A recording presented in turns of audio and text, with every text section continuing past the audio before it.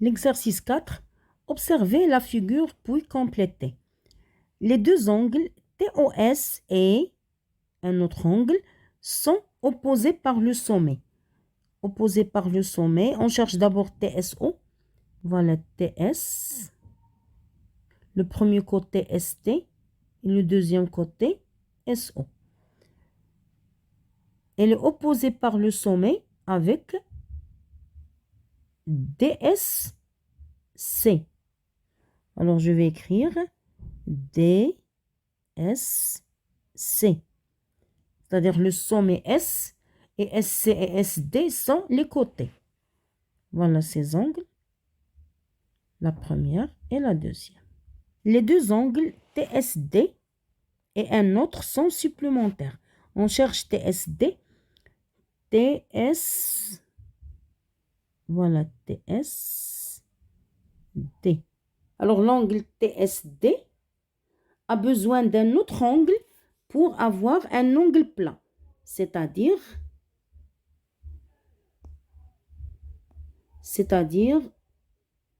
le deuxième angle est là pour avoir un angle plat. L'autre angle, c'est TSO. Alors TSO et TSD sont supplémentaires. Supplémentaires, c'est-à-dire leur somme égale 180 degrés. Les deux angles sont complémentaires. Les angles complémentaires, leur somme égale 90 degrés. Les deux angles, je vais les chercher, sont complémentaires. Complémentaires, c'est-à-dire leur somme égale 90 degrés. On cherche ici, on a un angle droit. On n'a pas deux angles adjacents. On a ici un triangle rectangle. Alors, cet angle égale 90. Les deux autres, leur somme égale 90. Alors, ces deux angles sont deux angles complémentaires. Alors, je vais écrire OTS et OST.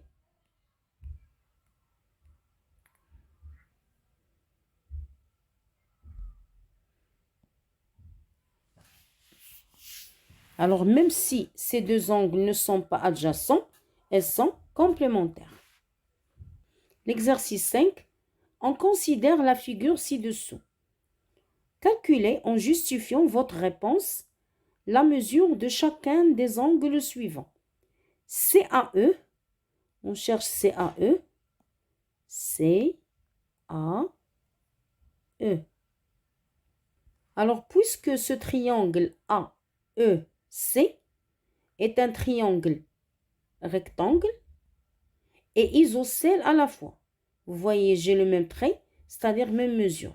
J'ai ici deux angles égaux. Alors, AOC est un triangle isocèle et rectangle en E. La somme des mesures des trois angles A plus C plus E égale 180. Je connais la valeur de E, c'est 90. Alors, A plus C égale 180 moins 90 égale 90.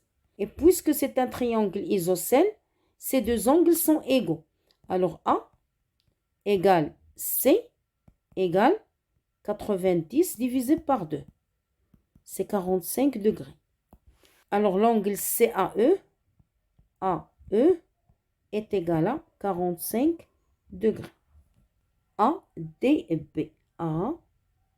D, le sommet D, B. Alors, cet angle. Vous voyez ici, j'ai le même trait. C'est-à-dire, ADB est un triangle isocèle en D. Puisque DB et DA sont égaux. Alors, ces deux angles sont égaux aussi. ADB est un triangle isocèle en D, c'est-à-dire le côté AD égale ADB. Ces deux côtés sont égaux. Et le troisième, c'est AB. Alors, on a les deux angles A et B sont égaux aussi. L'angle A et l'angle B. Alors, A égale B égale 31 degrés. On cherche le troisième angle. C'est l'angle D. EADB. La somme des mesures des angles d'un triangle, c'est 180 degrés. Je vais retrancher la somme de ces deux angles. Moins 31 fois 2. 180 moins 62. 180 moins 62, 8, 1, 1. Alors, c'est 118 degrés.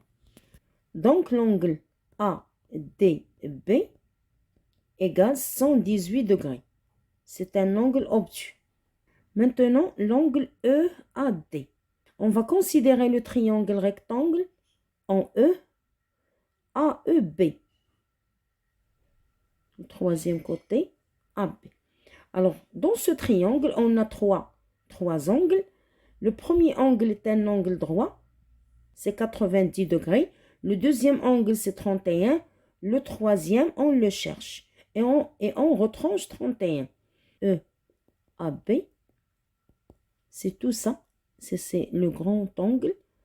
Égale 180 moins la somme de 90 et 31. 121 degrés. Égale 59 degrés.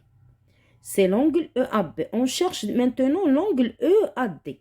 Alors EAD, c'est une partie de cet angle. C'est-à-dire, on va prendre 59, c'est tout ça 59, moins 31. 9 moins 1, c'est 8. 5 moins 3, c'est 2. C'est 28 degrés.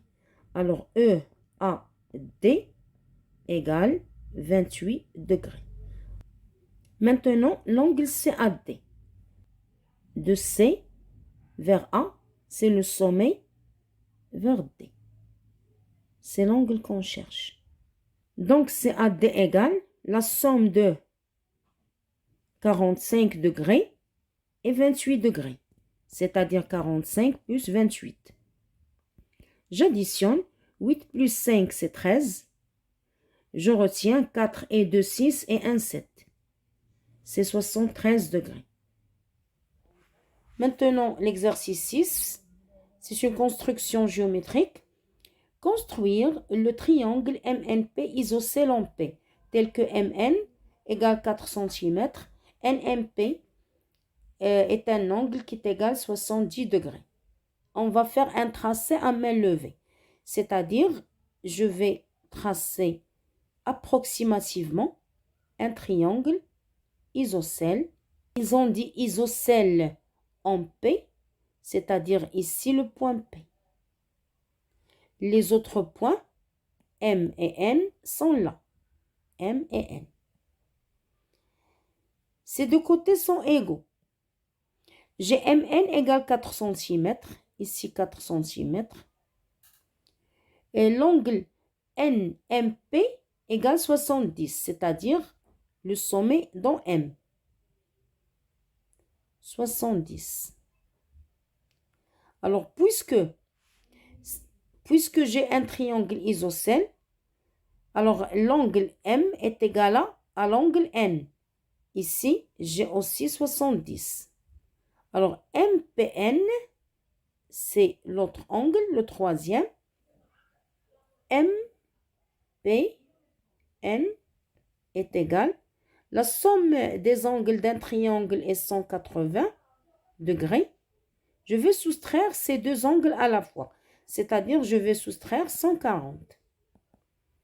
J'aurai 40 degrés.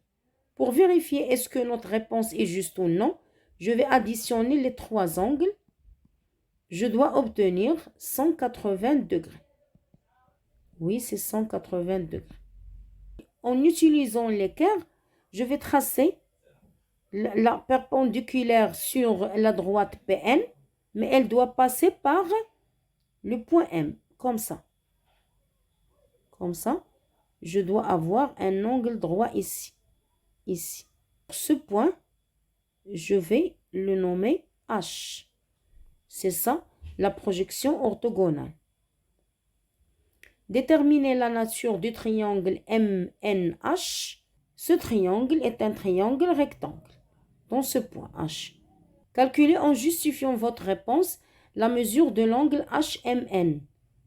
HMN, la voilà. Alors, en considérant ce petit triangle MHN, dans ce triangle, j'ai trois angles. Leur somme est égale à 180 degrés. Alors, l'angle HMN, c'est 180 moins les deux autres, c'est-à-dire 70 et 90. 180 moins 160, c'est-à-dire 20 degrés. Je trace le segment MN, ou le côté MN, qui est égal à 4 cm. Alors, à partir de 0 jusqu'à 4, MN. La deuxième étape, c'est tracer l'angle NMP, c'est-à-dire poser le centre du rapporteur sur le point M. يعني المركز في النقطة M. Et je cherche la graduation 70 degrés. Alors 0, ici j'ai le côté 0, 10, 20, 30, 40, 50, 60, 70, ici. Et je trace le deuxième côté de l'angle qui a comme sommet M, 70. Puisque ce triangle est un triangle isocèle, alors le côté MP est égal au côté NP. On n'a pas MP. Alors je vais utiliser un autre angle ici, 70 degrés. Ces deux angles sont égaux. Un angle ici pour avoir ce triangle isocèle. Alors je vais poser le centre du rapporteur sur le point N et chercher la mesure 70. Maintenant le côté est là. Je vais commencer par ce 0. Maintenant, je vais tracer le point H, la projection orthogonale de M sur la droite PN. Ici, sur la droite PN, je vais mettre la base de l'équerre et je vais glisser l'équerre sur PN jusqu'à ce que j'arrive au point M. Ici, je vais tracer la hauteur. Ici, j'ai un angle droit. Alors, ce point, c'est le point H. Alors, comme vous voyez, le triangle MHN est un triangle rectangle en H, c'est-à-dire l'angle droit ici, c'est dans H.